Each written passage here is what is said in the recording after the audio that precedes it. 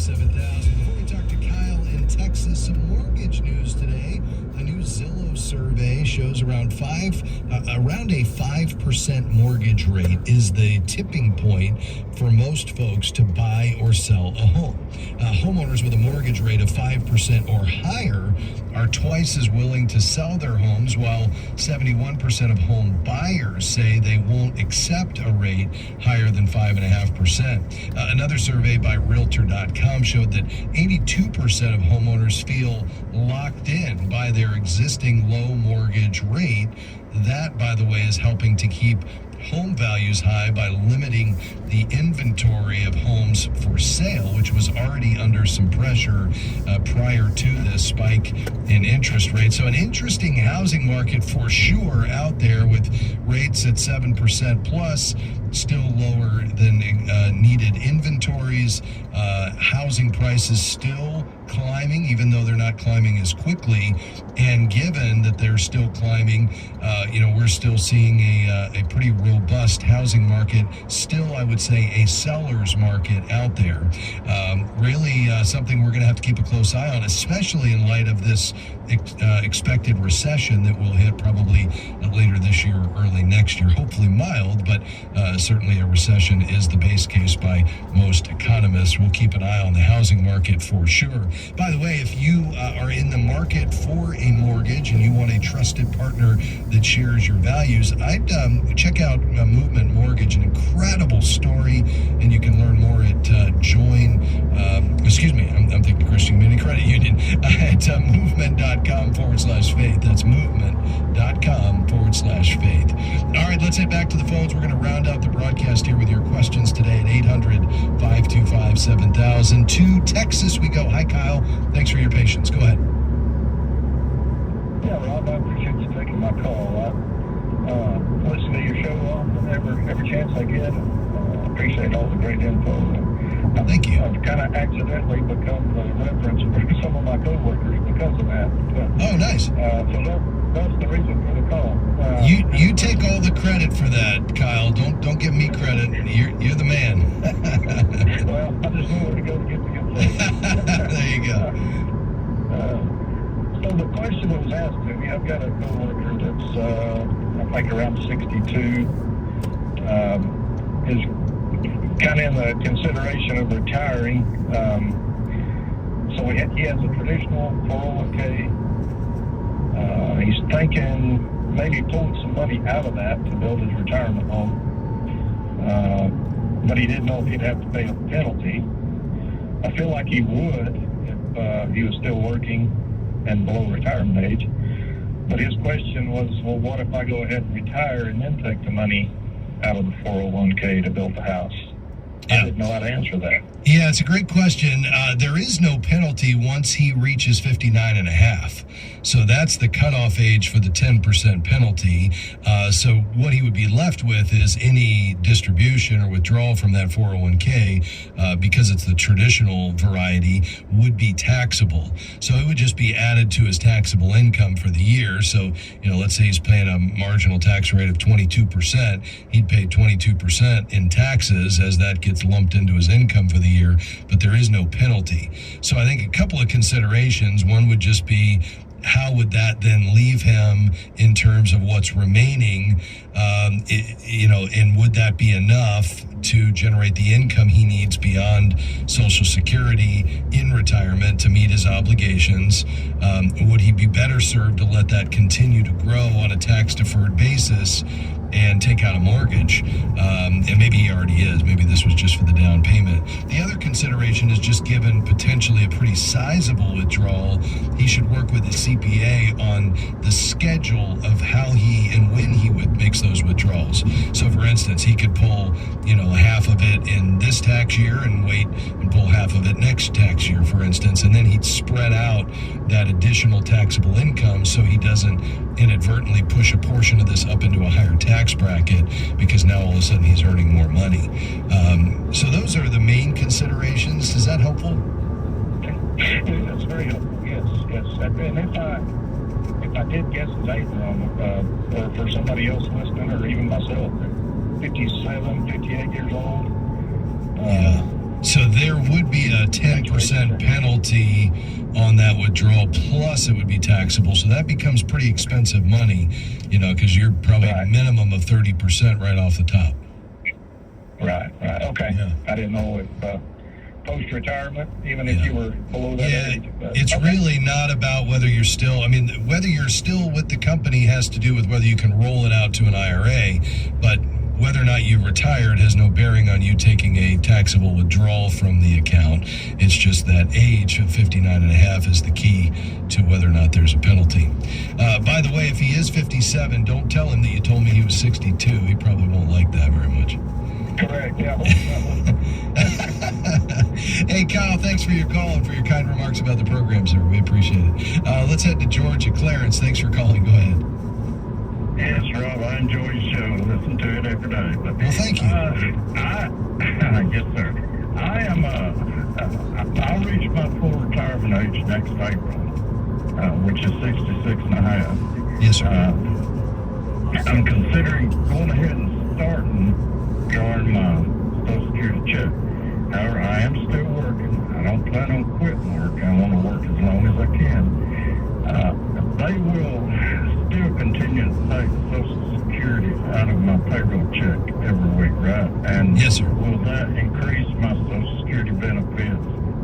I know 70 It may. is your maximum, but will it continue to grow in the process of going to age 70, although I'm Yeah. still working and they're still deducting it?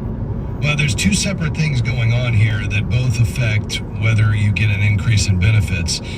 What you're talking about is if you elect not to take your Social Security at full retirement age, then you could delay that, and for every month you delay it up to age 70, you'd get 1/12 of 8% added to that benefit, and that would be a permanent increase. Once you take your Social Security, you're locking that benefit in, and the only way to see an increase is from two ways. One is a cost of living adjustment, which everybody gets annually based on inflation, and the second is if you continue to work after you start taking your benefits, or at any time, you earn more than any of what's called your high 35. So these are your highest 35 years of income and paying FICA taxes. If your current income, after full retirement age replaces one of those high 35 years that's lower, then that would increase your benefit, even though you've already started taking Social Security. But you're not going to get that automatic increase up to age 70 once you elect to take your benefit. Does that make sense? It does, and I understand. And I'm making more now than I've ever made in my life, so I'm sure it will continue to one of the high 35. That's what I was hoping, that it would still increase. Absolutely. Up until, I've had a few heart issues and everything, and there's a few things I like in life before I retire, and I thought once I reached that full retirement age, I could start drawing it. Now you things, in case something did happen, Yes, sir. I get it. Part of my money back. Yeah, you can start enjoying it, and then as you continue to work, which by the way, you can earn an unlimited amount with no effect to your benefit once you reach full retirement age. So from that point forward, they're not going to look at how much you've made, and if you're replacing one of those high 35, that check's going to be climbing even though you're collecting that benefit. So I think you're in great shape here, Clarence. Hey, let me ask you, what line of work are you in, sir? I drive a truck. Okay, yeah. Excellent. Yeah. Well, you're the backbone of our economy, my friend. So thanks for all you do. We appreciate it. All right. You be careful out there. Yes, sir. God bless you. Let's head to Oregon. Betty, you're next on the program. Go ahead. Thank you for taking my call. My question is this: does it make financial sense, given where we are prophetically, to convert traditional IRA to Roth IRA? The last time I did that, which was 2 years ago, I paid dearly, exactly a third in taxes for that conversion. And I'm just wondering, should I continue to do that? Because there's quite a bit more that probably should be converted, because, you don't pay taxes when you draw it out on a Roth. And so I'm wondering, is it prudent to do that. Yeah, there's a couple of things here. Because we really don't know where we are prophetically, we need to just look at the math here, in my view, because we can be sure of that. No one knows the place or the time when the Lord's going to return. The Bible's pretty clear on that. So the further you are away from retirement, the more you can benefit from the Roth. If you're near that retirement season, the traditional IRA makes more sense. So because you've already converted a big chunk, I'd probably just sit tight with what you've got. I realize the likelihood is that tax rates are headed higher. We know the Tax Cuts and Jobs Act from President Trump expires here in the next couple of years. Hopefully that'll be renewed. A lot of it has to do with who the next administration is. But I kind of like you having both buckets, the Roth and the traditional bucket to pull from. And you're going to be paying a bundle in taxes if you continue to move that money over. And you don't get as much benefit because you don't have the decades for the compounding increase, especially with you being more conservative with your investments in this season of life. So I hope that's helpful to you, Betty. Thanks for calling today. May the Lord bless you. Hey, Bonnie in Tennessee, unfortunately, we're not going to get to your call, but if you want to stay right there, we'll see if we can get you scheduled to be first on tomorrow's broadcast. Well, on behalf of my team today, Jim Henry, Devin Patrick, Robert Youngblood, couldn't do it without him. I'm Rob West. This is Faith and Finance on American Family Radio, bringing you God's wisdom for your financial decisions and choices. May the Lord bless you. Come back and join us tomorrow. We'll see you then. Bye-bye.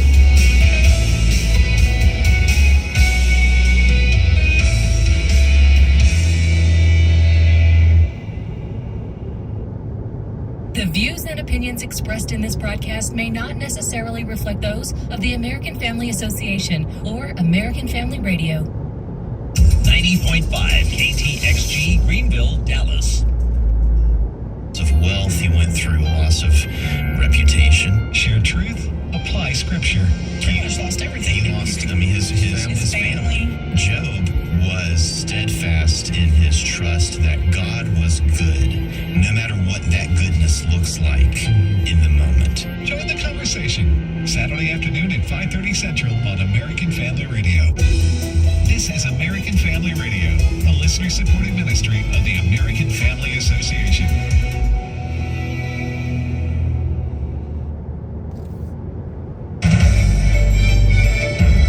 American Family News, I'm Steve Hugh.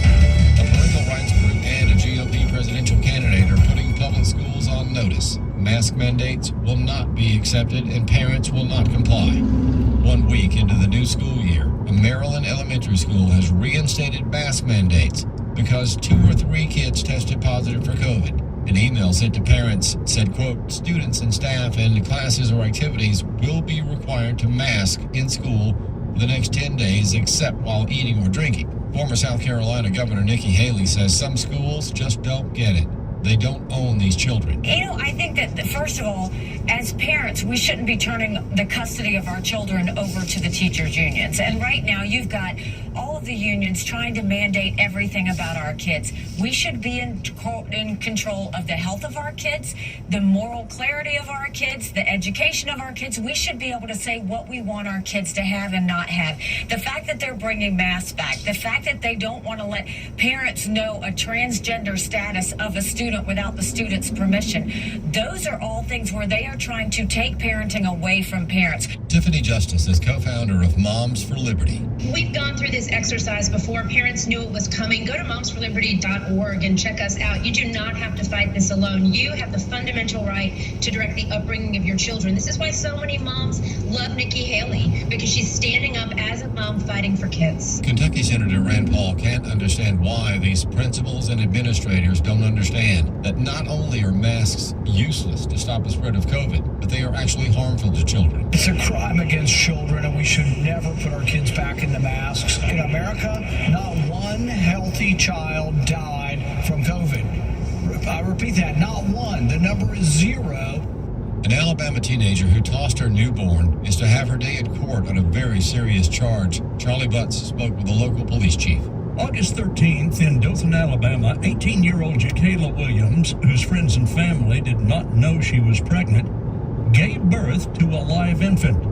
Police Chief Will Benny tells AFN she lied to police, but eventually admitted to tossing the newborn alive into an apartment complex dumpster. We went to that apartment complex, and that trash dumpster was still there and had not been emptied since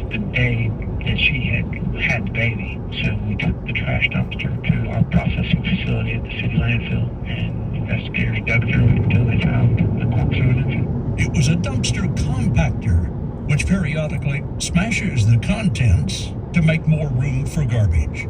The girl was arrested and charges have been filed. Yeah, she's charged with murder, which in Alabama, murder of an infant is a capital offense. So she's charged with capital murder. Ironically, Alabama has a safe haven law.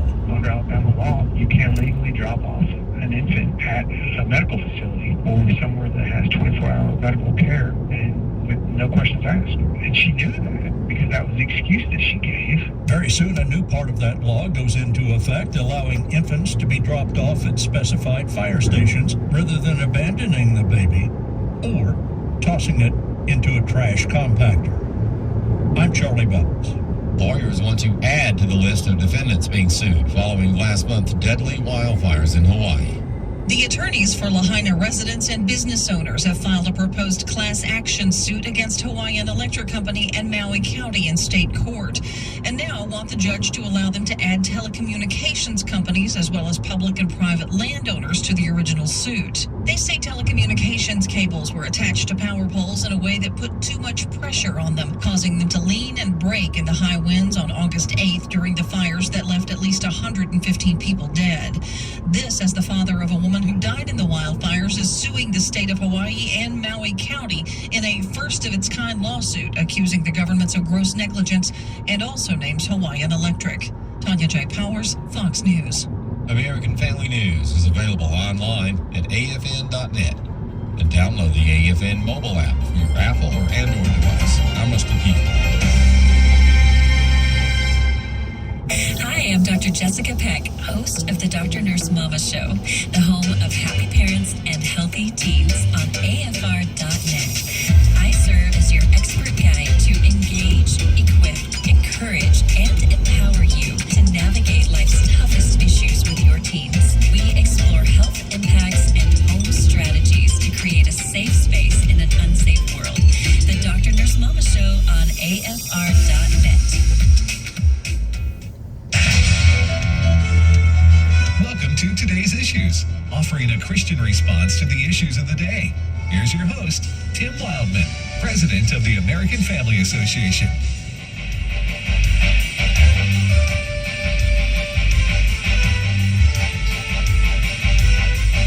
Hey, good morning, everybody, and welcome to Today's Issues on the American Family Radio Network. Thanks for listening to AFR. And I'm Tim Wildman with Ed Vitagliano. Good morning, Ed. Good morning, Tim. And Fred Jackson. Hi, Tim. All right, Ed, you want to tell folks how they can join us on what you affectionately call that their internet? Absolutely. You can watch the live video stream for this program in two different places. You can go to Facebook and search for Today's Issues. That's the name of this program. Click through. You can watch our lovely faces. You may have other words to describe our faces.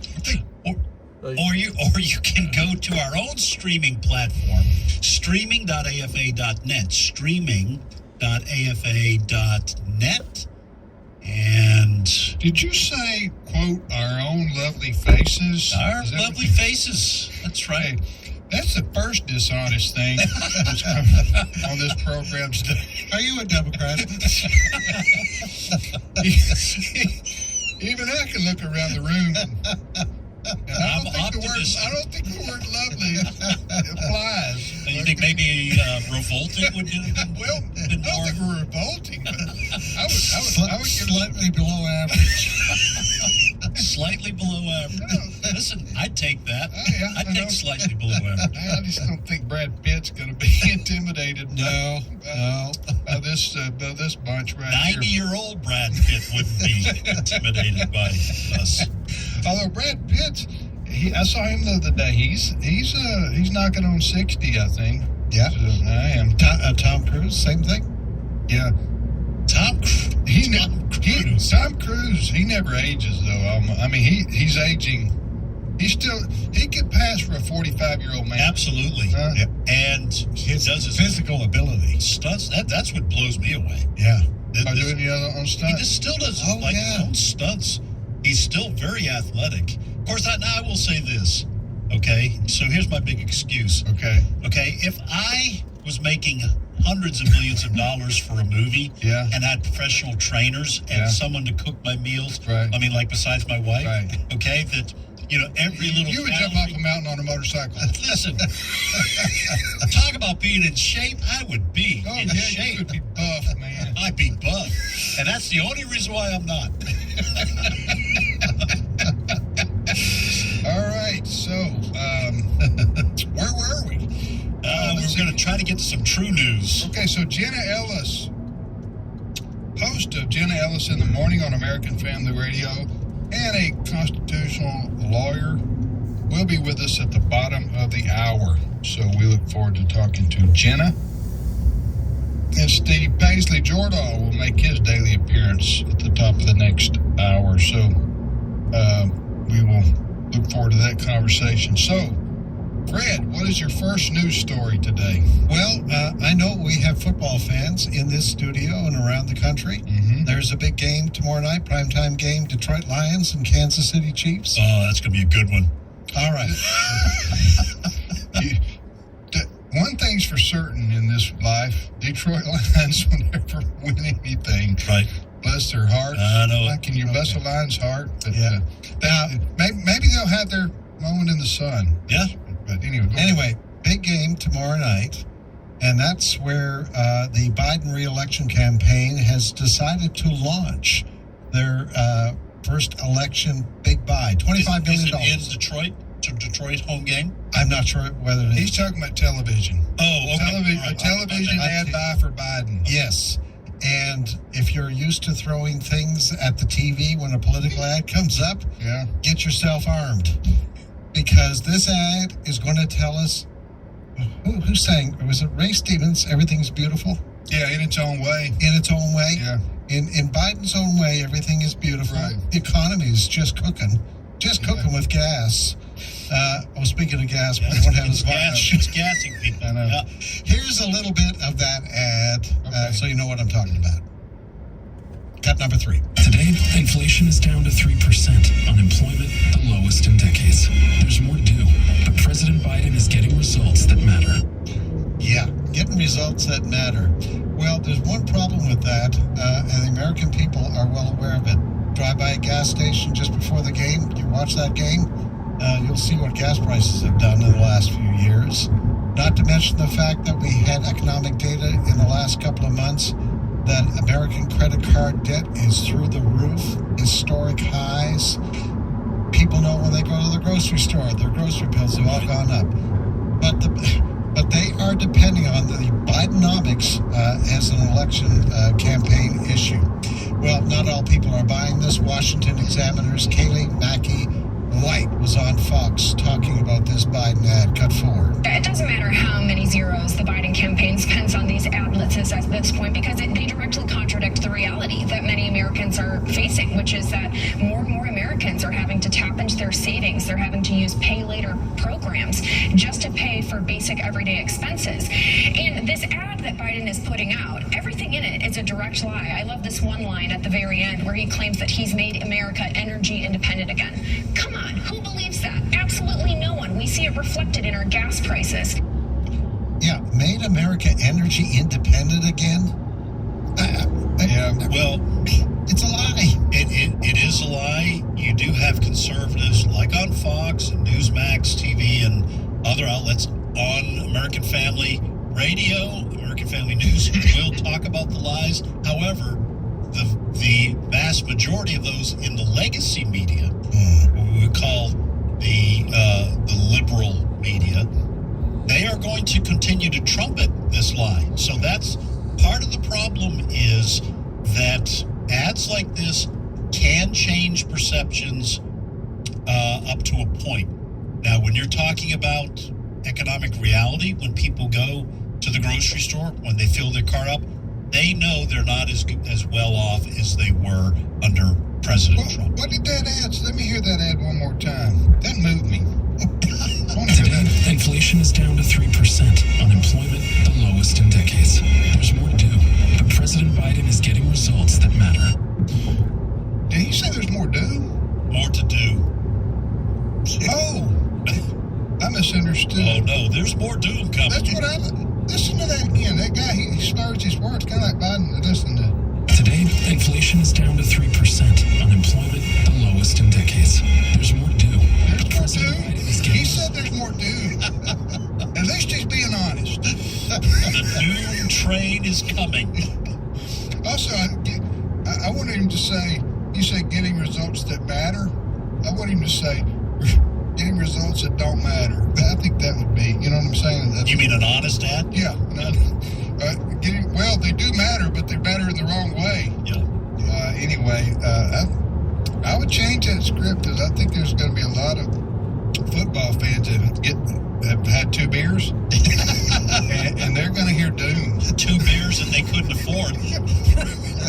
That's right. They've decided beer or gas. Yes, that's right. They had to decide. But they didn't buy Bud Light. No, that's right. There is an interesting question, though, why they would choose a football game to run a pro-Biden ad. Yeah, I would think the demographic. The demographic. Yeah, it's a pretty wide demographic. In NFL, in the NFL is still very popular, and it probably cuts across all demographics. They're probably trying to get as many eyeballs as they can. It's the first game of the NFL season. Yeah. It's a Thursday night game. Yeah. There'll be a lot of people. There'll be a lot of people watching. I think that's probably why. Yeah, but anyway, there's more doom on the way. It's what he said. It's what I heard him say right there. At least they're being honest about it. All right, Fred. All right. Well, climate change is a big story. The Biden administration. By the way, speaking of Biden administration and slightly misleading, the Biden administration announced late yesterday afternoon that their new EPA standards, we're going to wait until after the election to bring those in. They honestly, the Environmental Protection Agency said, we need to study these things a little bit more, so we're going to wait until after the 24 election. Listen, okay, here's some doom. Okay.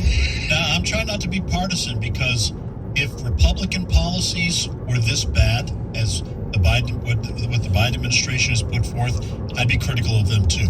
This is about the policies, but if we get another Democratic president in office, another Democrat in the White House, and the Democrats, let's say liberal, leftist, okay, and leftists take over Congress, even without leftists taking over Congress, if they just hold the White House, folks, it is going to be economic Armageddon. Yep.